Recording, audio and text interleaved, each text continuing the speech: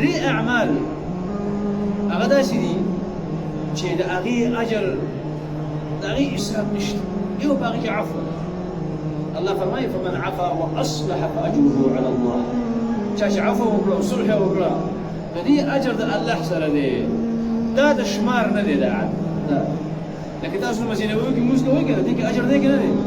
خو څنګه وي د زرو نه غوره دی ګوره یو شمار هم وکړو که نه خو د عفو اجر او د صلح اجر هغې کې شمار نه دی معلوم داسې بې شماره دی د الله رب العالمین په علم کې به څومره چې د رب علم ډېر دی داسې دا اجر ډېر فمن عفا واصلح فاجره على الله یو دا او یو د روجې ثواب ځکه روجه د بنده او د الله په منځ کې یو پټ راز دی ته اوس روجې او روجې تنګ کړې وږې شوې یا تږې شوې او حمام ته دننه شوې او هلته دې ښه صحیح ځای دروازه بنده کړه ډوډۍ دې ووهله ښه صحیح اوبه دې وڅښلې اوبه دې شونډې وچې کړې تا باندې څوک پوهېږي دا د الله او د بنده په منځ کې یو پټ راز دی چې دا به ته ساتې د دې په حفاظت کې چې که دې حفاظت وکړو نو نبي صلی الله علیه وسلم فرمایي چې الله وایي د دې نور اجر الله فرشتو ته وایي دومره اجر ورکوي الله وایي الا الصوم سوا د روژې نه فانه لي دا زما ده وانا اجزي به زه دې باندې په خپله بدلوم نو صلح اجر دا ډېر وجود دی او بل د صبر په صلح کې دا صبر او عفو ټول راجمع کېږي په صلح کې دا ټول راجمع کېږي د صبر په باره کې الله فرمایي انما یوفى الصابرون اجرهم بغیر حساب صبر کوونکو ته الله بې حساب اجر بې اندازې چې الله ووایي بې اندازې دا به څومره دا به ډېر زیات دا به ډېر زیات اجر یې نو په صلح کې عفو هم ده او د خپل ځان باندې زور راوستل دي صبر هم دی نو ځکه الله فرمایي والصلح خیر صلح د خیر کار دی دې کې شر نشته ولو که تا د خلک پېښول کي چې د پلار وینه دې خرڅه کړه تا صلح ولې وکړه تا د پلار قاتل معاف کړو تا د ورور قاتل معاف کړو تا د بچي قاتل معاف کړو تا فلانې معاف کړو پټې دې په تندر ولګېږي خو چې یو مسلمان هغه بچ پاتې شي یاره وایي دا سر چې دی دا په دې پټي کړم هغه سر نه چې په پټي کې ایښودلی شي ځکه چې دا په ځمکه څنګه خپل سر ورکړي دا سر د رب العالمین په لار کې ورکړه چې قیامت یې وشي قیامت یې پیدا شي دا جهاد ته لاړ شي شهید شي نو بیا دا سر قیامتي دی او چې کله داسې چېرې کوم ځای کې د الله د دین خبره یا د دین دپاره جنګي هلته کې پټېږو را پټېږو او که د پولې او د پټې خبره شي نو بس کله شنګوبونه غاړې دا اچولي خلاصوي را خلاصوي دا کمال نه دی دا پهلواني نه ده دا جرأت نه دی دا ګوستني ده نبي صلی الله علیه وسلم فرمایي لیس الشدید بالسرعه پهلوان هغه نه دی چې بل څوک اسملوي په پهلوانۍ کې تکړه او بس ځمکې ولي دا بل سړی انما الشدید الذي يملك نفسه عند الغضب پهلوان هغه سړی دی نبي صلی الله علیه وسلم فرمایي چې ځان کنټرول کړي د غوسې په وخت کې دا پهلوان دی نبي علیه السلام چې په ځان باندې بوج راولي په بل نه نو صلح کې به ته په ځان باندې بوج راولي ته به صبر کوې ولو که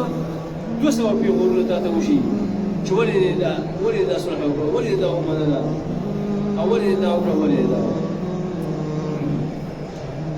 د انسان وینه دا رب العالمین ته قیمتي ده د کعبې نه الله رب العالمین ته مسلمان ډېر محترم دی کعبه چې تاسو طواف وکړئ د دې نه الله رب العالمین ته مسلمان ډېر زیات محترم دی نو د هغه وینه ته یو داسې معمولي خبره خو نه ده قیامت کې د الله رب العالمین په حقونو کې اولنۍ تپوس به د مانځه کېږي هغې کې موږ لمونځ نه کوو او د بندګانو په حقونو کې اولنۍ تپوس به د وینې کېږي چې ولې دې وینه تا توی کړې ده او هغه کوو ډبل جرم کوو موږ ډبل مجرمان یو د الله حقوقو کې اولنۍ تپوس څه شي کېږي د مونځ هغه نه کوو دلته چې بیا څوک راشي عمرې ته بیا لګېږي قضا عمرې کوي هر ماسپخین سره یو لس ماسپخین لمونځونه وکړي، هر مازدیګر پسې لس مازدیګر لمونځونه کوي، او هر ماښام پسې لس ماښام لمونځ کوي. دا چا دا ته وایي؟ دا وایي هلته یو سړی موږ ته وایي. دا کومه طریقه ده چې یو سړی دي لمونځونه پرېږدي وایي داسې عمرې له زما وایي هلته یې بیا کوم. دا جرم دی، دا سړی غټ مجرم دی. ته له پکار دا دی چې دا رب العالمین ته صحیح توبه وباسي چې نه به بیا لمونځ نه قضا کوو، او هغه چې تېر شوي دي صحیح توبه دې ویسته الله تعالی معاف کوي. الله رب العالمین دومره مهربانه ذات دی، دومره مهربانه ذات چې د ګناه نه توبه وباسي، هغه ګناه دله الله په نیکۍ کې حسابوي. دا ګوره قرآن کریم آیات دی، هسې قصې دي ګوره. الله وایي چا چې توبه ویستله صحیح توبه فأولئك يبدل الله سيئاتهم حسنات. الله وایي هغه ګناهونه له په نیکو بدلومه. سورة فرقان آیات دی دا، دومره مهربانه ذات دی. او مونږه